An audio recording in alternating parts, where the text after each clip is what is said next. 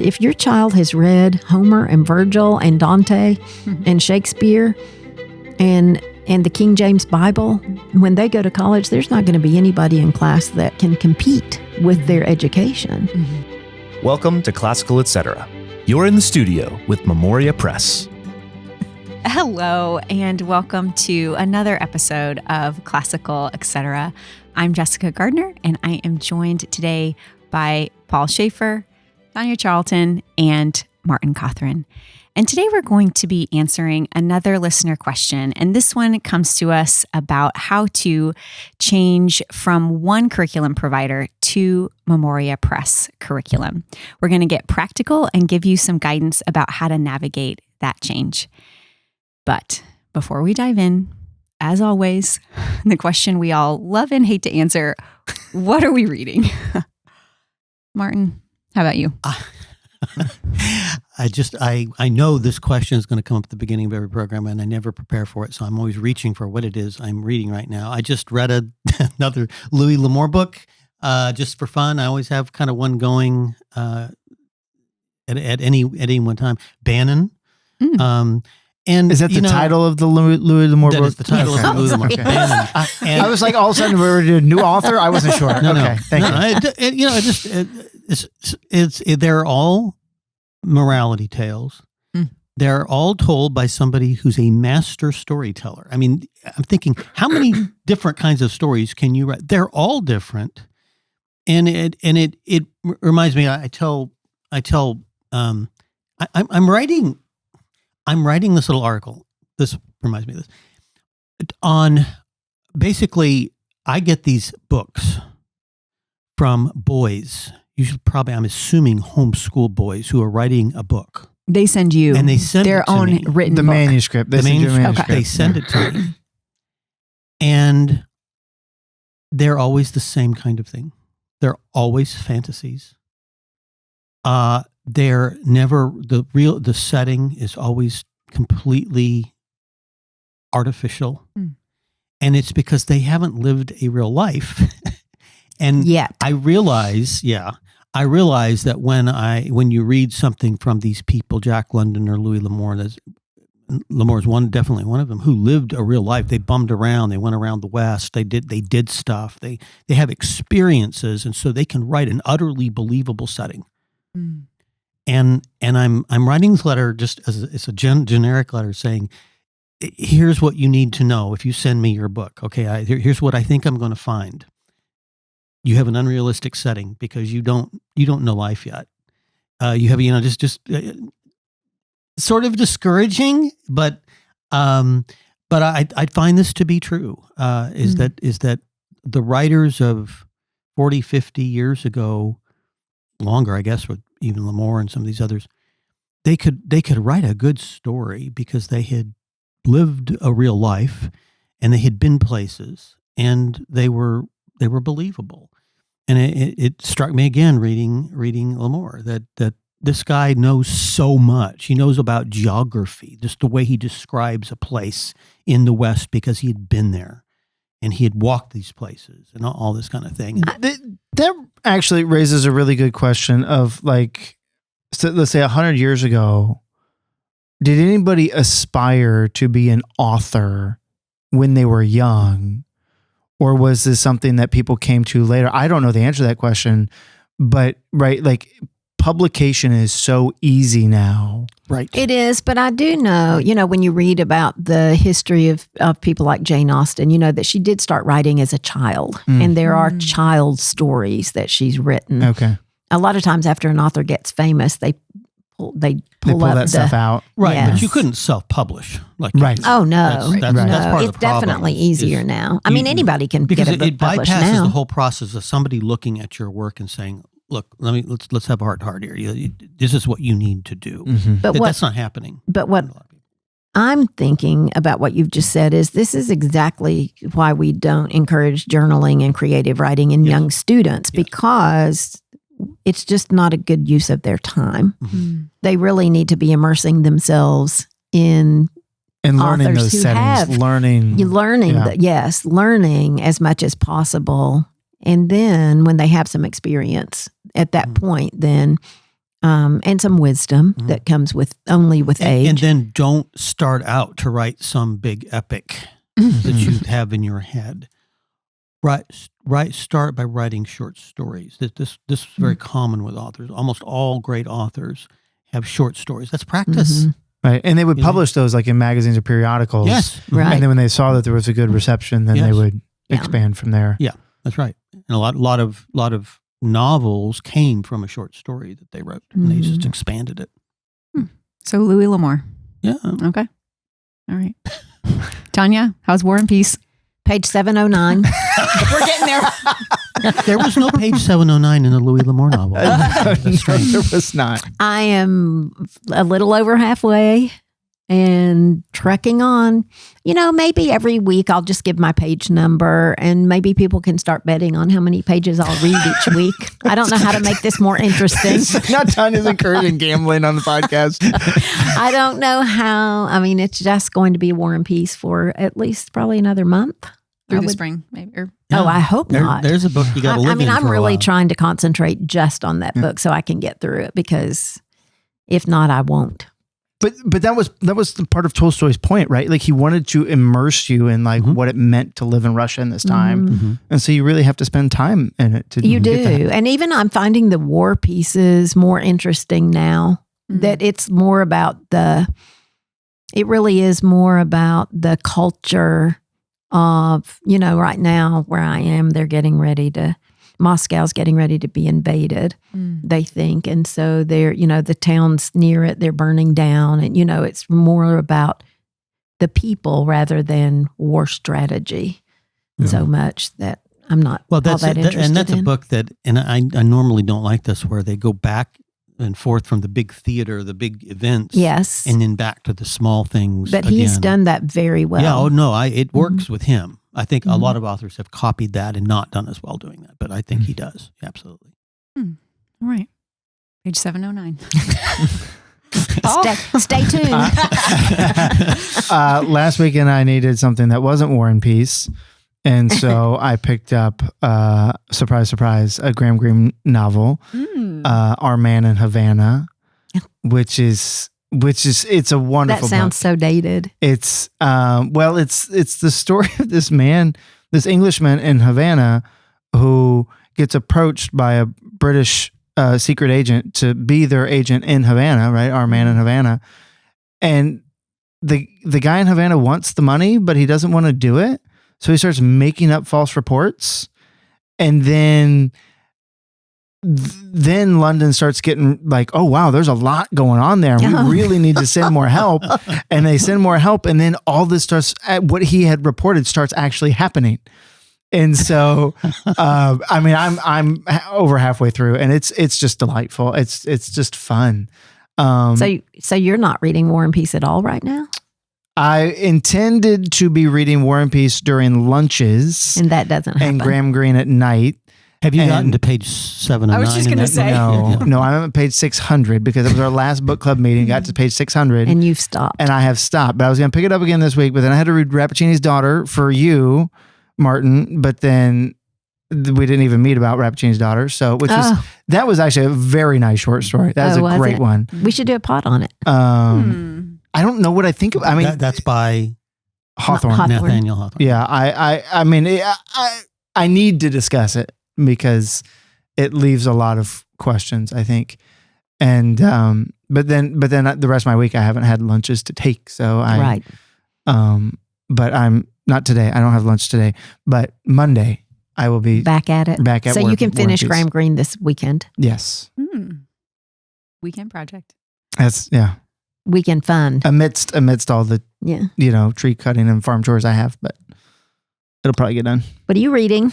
Yeah, well, what Graham Greene is to you, Memoria Press is to me, and what I yes, we can differ on that. Except that he's only written 3 books. It's true, but here's my news for today. He is coming out with a short stories piece, and it's going to be released in April.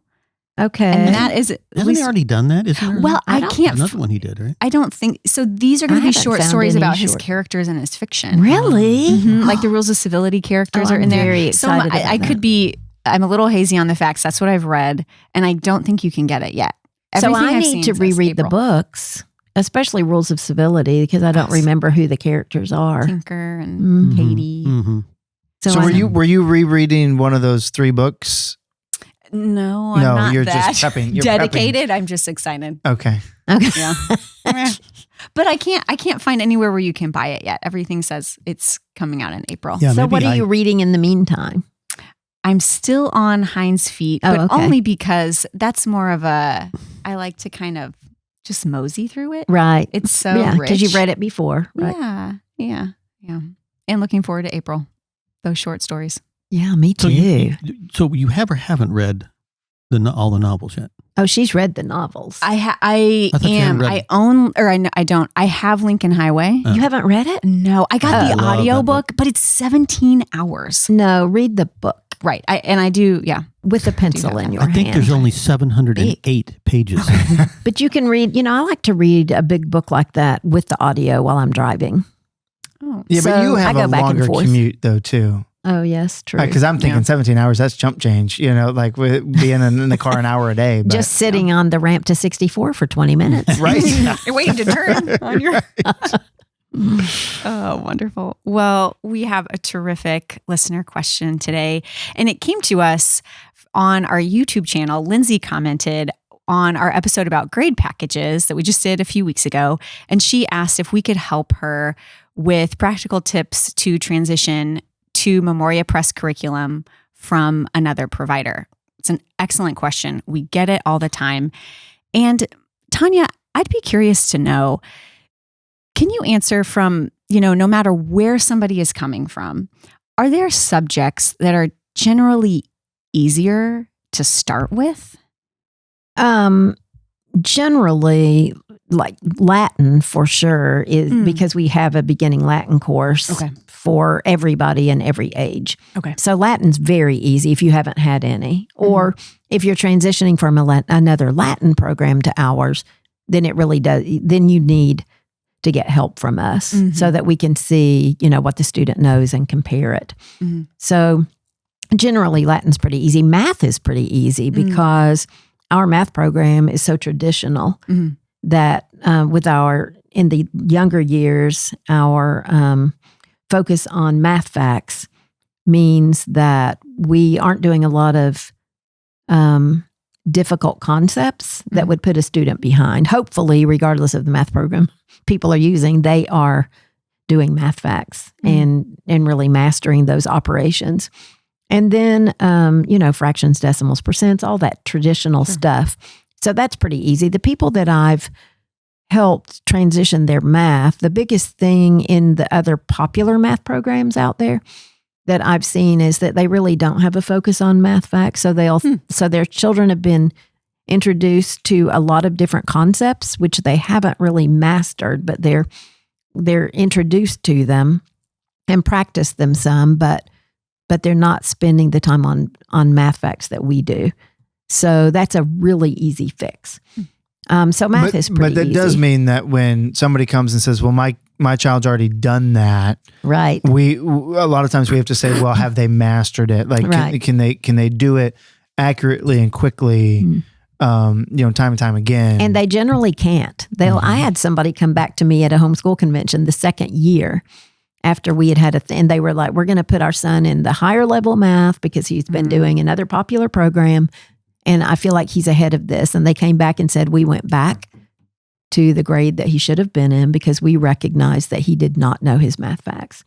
And so we really had to spend a year getting there. Yeah, So not spending enough time in math facts means you end up spending a whole lot of time on math facts because it takes so much longer to do anything when they're, because you have to think the whole thing through rather than having it at instant the ready. recall, right. And so it takes you longer to do your math if you don't have those math facts down. Well, and math and Latin are the things where the kids memorize so well when they're young and so quickly that it's just a great use of time to spend those years doing that memorization, because when they're older, suddenly it's harder for them to memorize. It's crazy. It seems crazy that a second grader can memorize their math facts faster than a sixth grader, but it really is true. And the same thing with Latin grammar.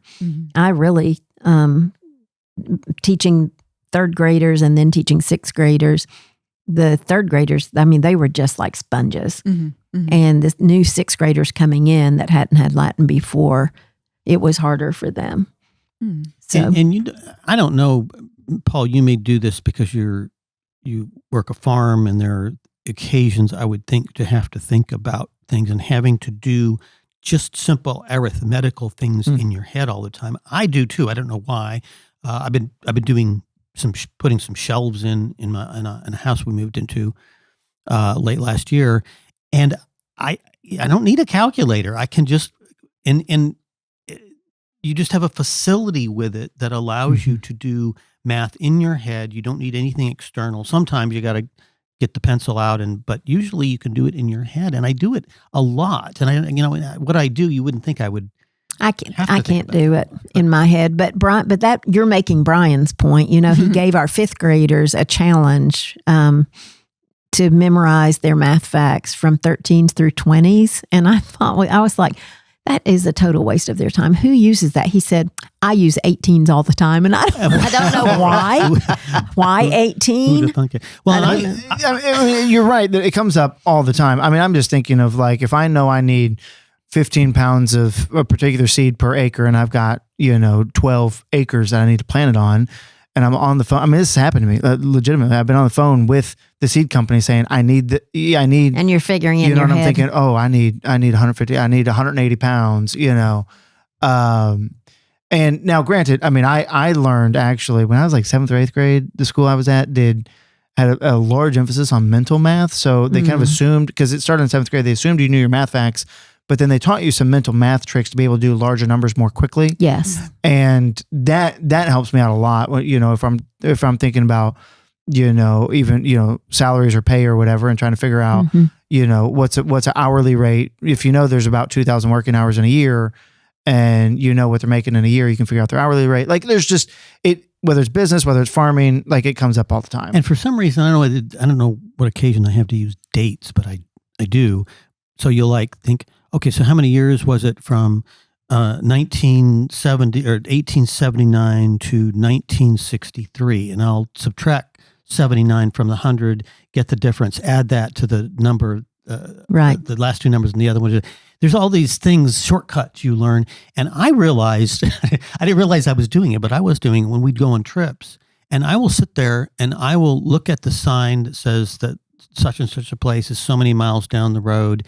And I'll calculate in my mind how long that's going to be going at 70 miles an hour.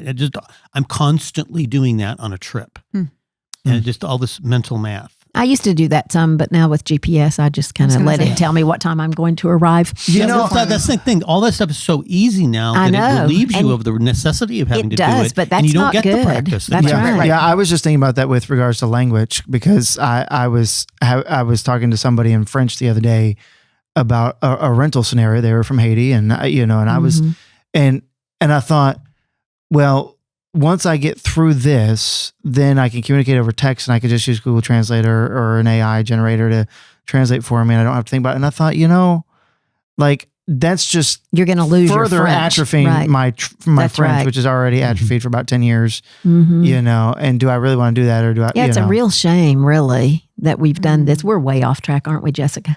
Sorry. So we've got delightfully off track. This whole show is off track. Back to your question. Literature is another one that's easy. That's right. Okay. For older students. Okay. For beginning readers, we really have to think about our kindergarten program assumes that students are learning to read. By the end of kindergarten, they come out reading, almost ready to read Little Bear. Okay. And so we have to figure out if a student coming into our first grade is ready to read Little Bear.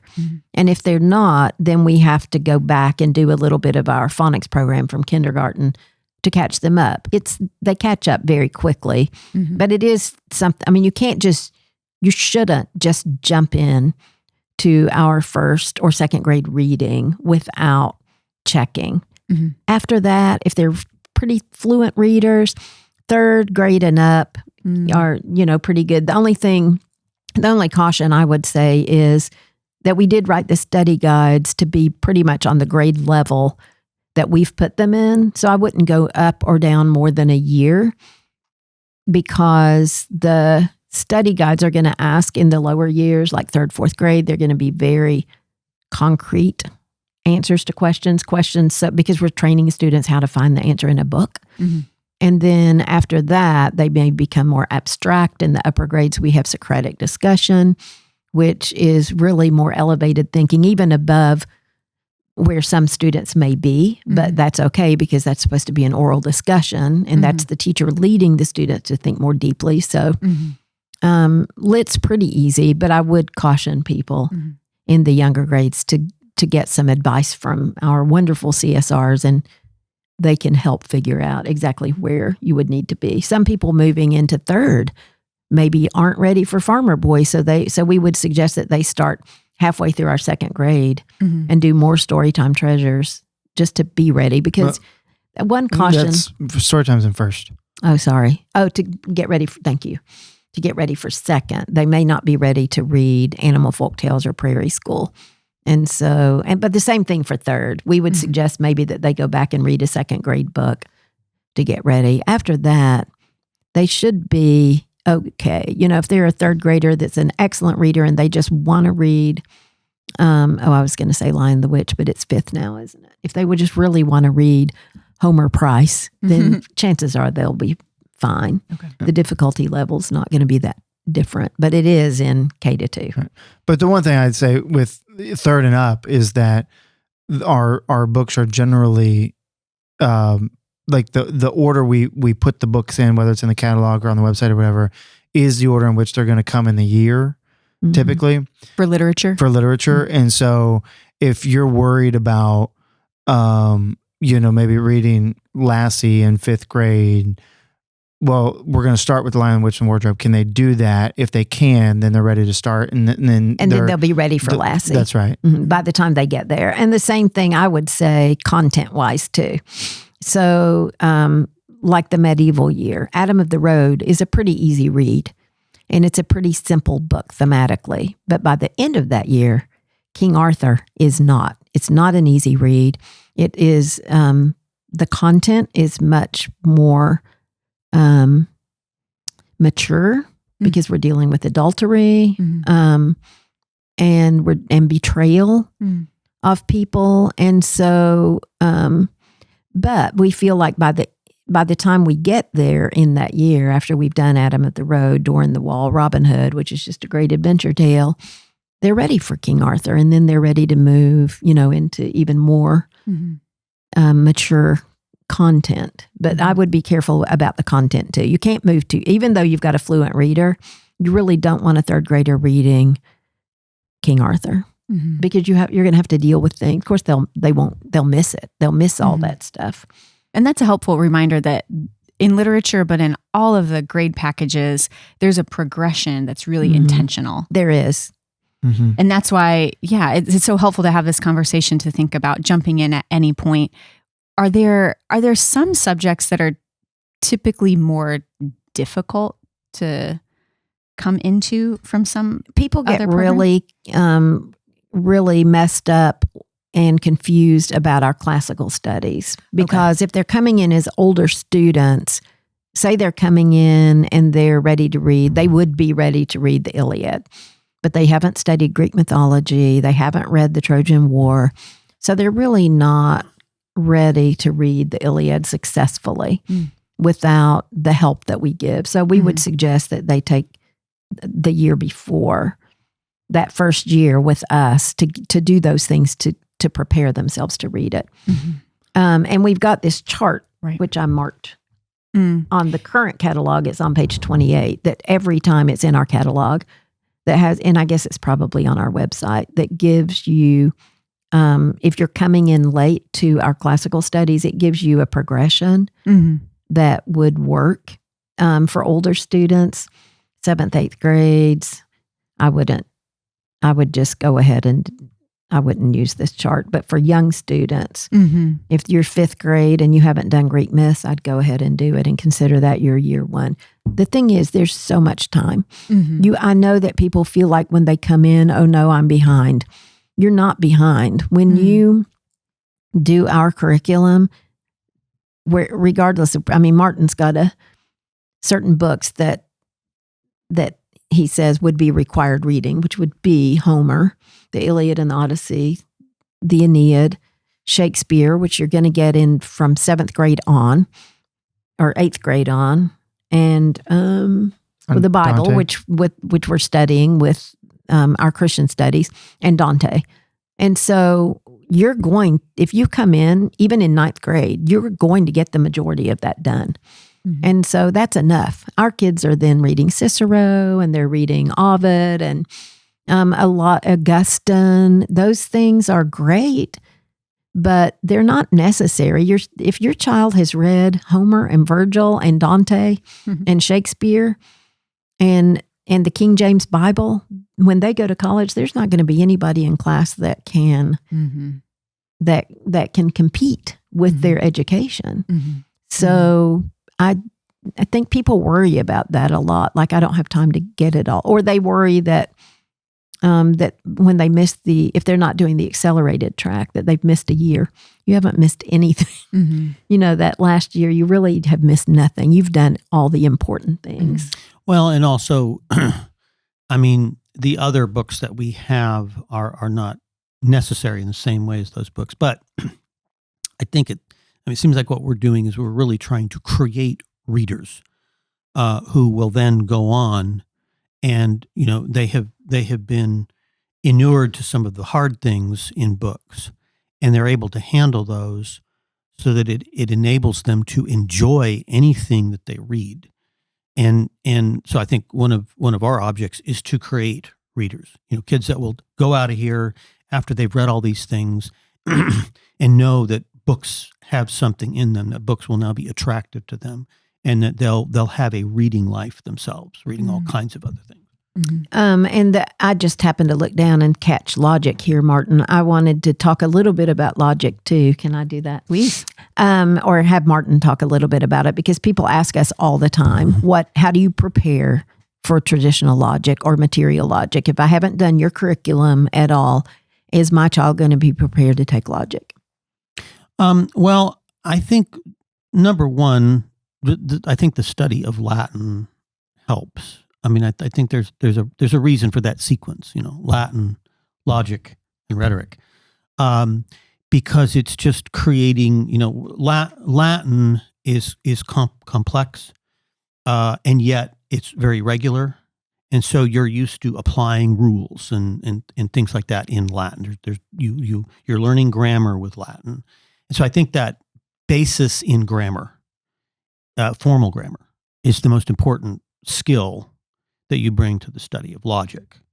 And after that, it's really just another subject, and it has its own rules and everything. But I think just doing something systematic that where rules have been applied is the most important prerequisite. Would you say that math also would be yeah, math is another thing that would be very helpful. Yeah, because everybody's done math, right? Right. Latin is a qualitative subject, and math is a quantitative subject. That's the two things that you can split up education according to those two things. And so, yeah, math does the same thing. You're applying rules and all that. But grammar is doing that with language, and you are using grammatical concepts. You have to know what a subject is and what a predicate is when you go to logic, that sort of thing, which is not in math. And we would say that if you only had 1 year to do logic, if you're coming in late in high school kind of thing, just get traditional logic 1 and 2 done. Material logic is good. And it's really a prerequisite for the philosophy program I've been working on for many years. But chances are, if you only have time for traditional logic, you don't have time for metaphysics. Correct.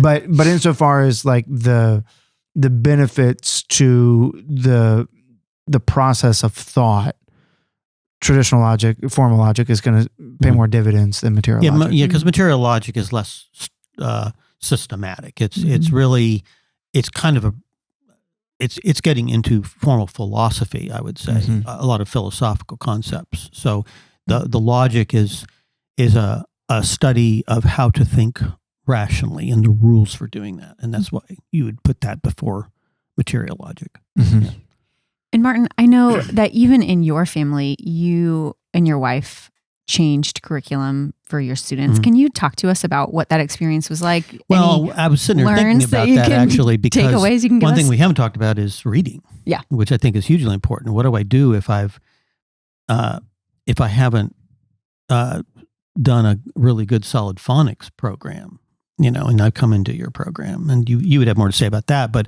what I would say is that, what we did here, because, there are programs out there that teach phonics systematically. The one that Cheryl gave me to use with my children was a good program, structured right. It was a program that she Before she'd written hers. She wrote hers. Before she had written hers. It wasn't first start reading she gave I'm you. sorry, yes. Yeah. And so, I could, being an educator, I could sit down with that and I could figure out kind of what it was doing and what kind of needed to be done. And I was considering that as I was doing it. But somebody giving that program to somebody, the instructions just weren't very good, right?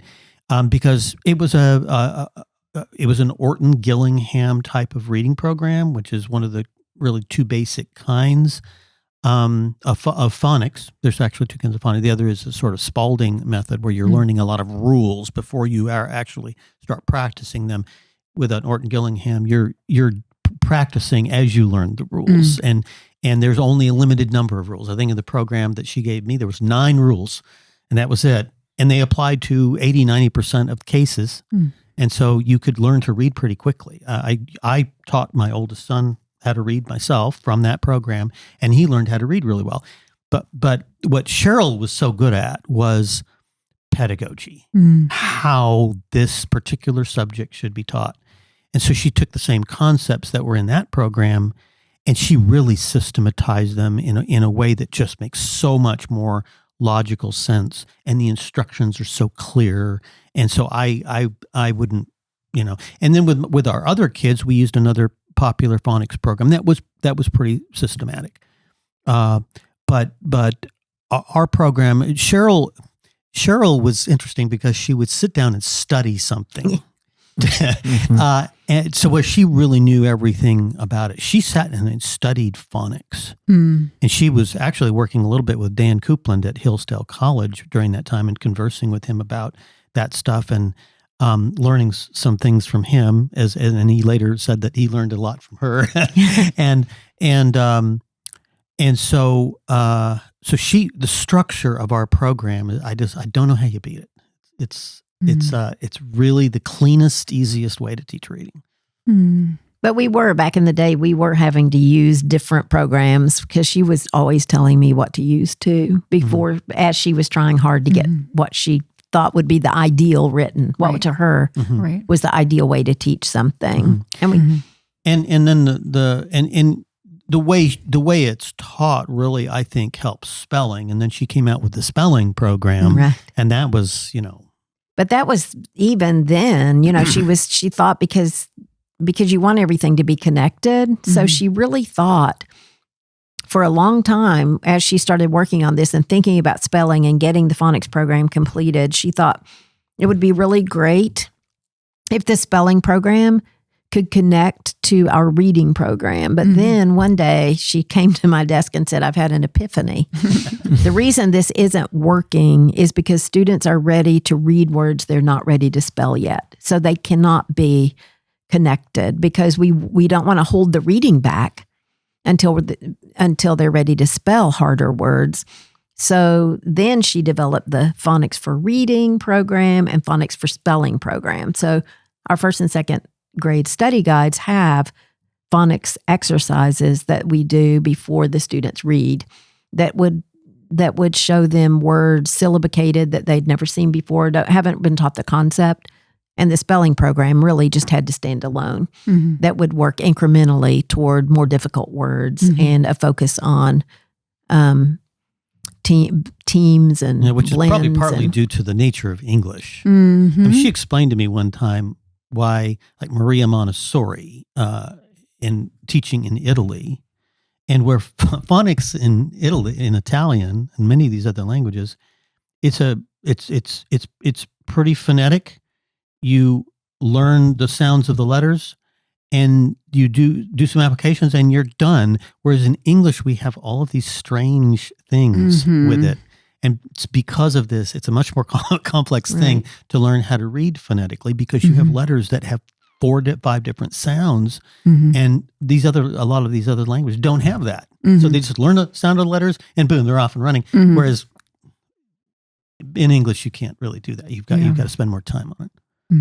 So it sounds like, depending on maybe the age or the grade or stage of your child, there you may be coming in at some foundational years, and we can help you with how to transition if you're at maybe a critical point in like the phonics stage. But then beyond that, if you're coming in, we can help you no matter where you're coming from with how to land in particular subjects. There's always an entry point. Yes. For every subject, there is an entry point. And it can be different. Right. It can be different. Like classical composition, you really need to start at the beginning. So so you can't just say, I've got a child in the 6th grade, so I'm going to get Crea Maxim.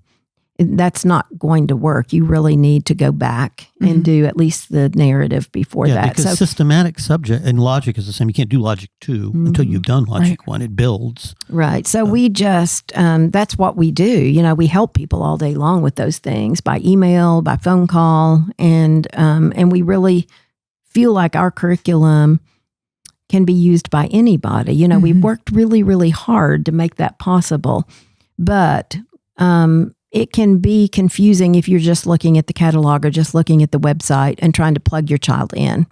So I would just say, people just don't need to hesitate to think I'm behind.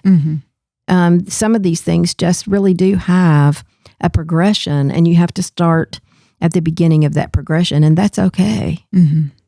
I think that's what makes people nervous. Our science is really easy to plug into because our grammar school science is literally the primary is tied around read aloud books. Grammar school is literally, you study insects for a year or trees or birds for a year. So if you've missed that, that's no big deal. Or you could do it in the summer, I think we've said before. But so that's easy. And then, everybody does biology in 9th grade and chemistry in 10th. And and the American Modern Studies is the same, like insofar as those years really stand alone. It's basic content, that's right? So you can plug in, if you want to do European history in a year, we do American, that's fine. Right. And we've already, maybe you've already done, European geography, and you need to go do the other, content. So that's easier to figure out. So I think it's important to understand that distinction between these systematic subjects, which you can't start in the middle, right? And non-systematic subjects like history and literature, right?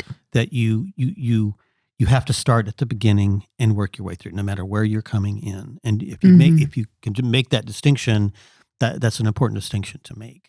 And the other thing is, you don't have to use a package. You don't have to use every subject. If you just want to start Latin, then we can provide lesson plans for that, and and the book that would be appropriate for your child at whatever level to start Latin. So, or you could do 3 or 4 of our subjects. Now that we have that customized curriculum manual, it's really easy to get whatever Memoria Press subjects you are using into one curriculum manual that's specifically for you. Mapped out. Yes. I would like to point out that Tanya mentioned email and phone, but we can also walk through this with you at homeschool conventions that we're at, and also the forum online. And there, you're not just going to get our input, but you're going to get the input of families that have done this. Yes, the forum is an amazing tool. I'm glad you thought about that, because those are people helping each other all day and help, better than we can,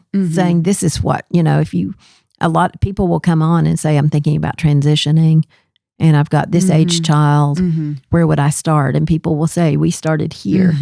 And sometimes they'll say, this was a mistake. We should have backed up. We were in too big of a rush or, whatever, but they're in the trenches together and are so helpful. We have such wonderful people willing to take, because they're busy. Homeschoolers are busy, but they will take the time to write a thorough response to people needing help. It really is a community. I'm glad. It is a community. I was reading a thread of posts yesterday, and someone said, "My student is really interested in this. What should we do?" And someone responded and asked a really good question, so that there's dialogue. And I thought, that's exactly right. It's just It's a great helpful. help. Yes. And our conference, just to come here in July and actually sit with us for a couple of days, either as a school or a homeschooler, either one. And we help schools all day transitioning, which is possible. And some of the lesson plans and things that we have that are also that we've made available to homeschoolers, some of those things we developed for one school that was like, we want to transition, but we need, here's where our kids are at. And we realized that's actually a broader problem than just this one school. Yes. And so, we really are willing to walk alongside in a very, unique way with whoever wants to jump on board. Yeah. And you mentioned our conference, which is, you said July, which means it's in the South. Sorry. And what are the actual dates? I don't know. I'm going to pull a Tanya. Is it on here? I was going to say, it's on here. Memoria Here we go. Oh, great. July 8th and 9th is the homeschoolers. July 10th is...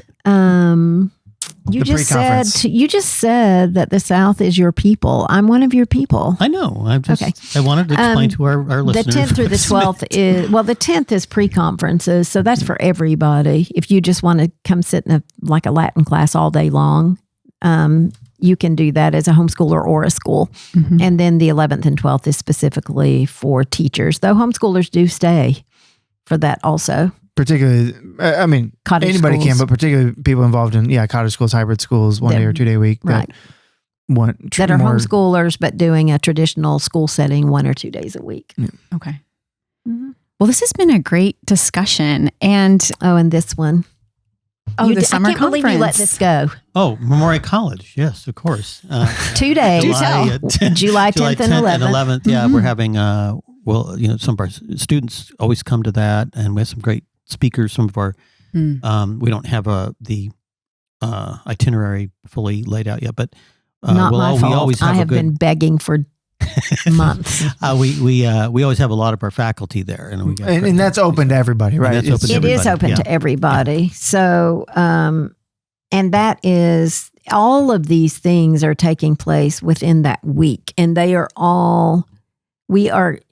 Whichever days you're here, there are times when everybody's together as one community, whether you're a homeschooler or a school, everybody sits together, eats together. We have plenary talks where everybody's together.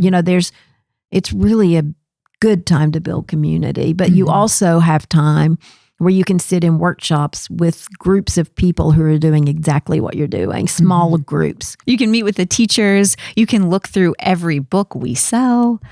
That's right. It's helpful. Right. And talk to our entire teachers. staff is around. Yeah. Yeah. And we didn't mention the online academy, Jessica. I can't believe you didn't. You all are really failing me. Yeah. And so most of these subjects you can do online. And you can step in. You all help. Absolutely. People it's actually step very common in where they need to be. That people don't have a background with us. And you can take one class or right. you can take a full... Definitely. Let me do your job for you. This has been a great discussion. We've added things that are helpful for maybe schools thinking about transitioning to our program, or even with one subject, whether it's a family or a group of people. This has been a great discussion. Well, thanks for joining us. You can get more information on our website, memoriapress.com. And if you'd like to get a free magazine that we've been referencing, the catalog, you can sign up for free again at memoriapress.com, and we will send that to you. Thanks for joining us, and we'll see you next time. Thanks for joining us today on Classical Etc. by Memoria Press. If you like what you heard, Please like, subscribe, or share this episode or comment. We love to hear your questions and your comments. If you want to learn more about Memoria Press, please go to memoriapress.com. This has been Classical Etc. We're so glad you joined us, and we'll see you next time.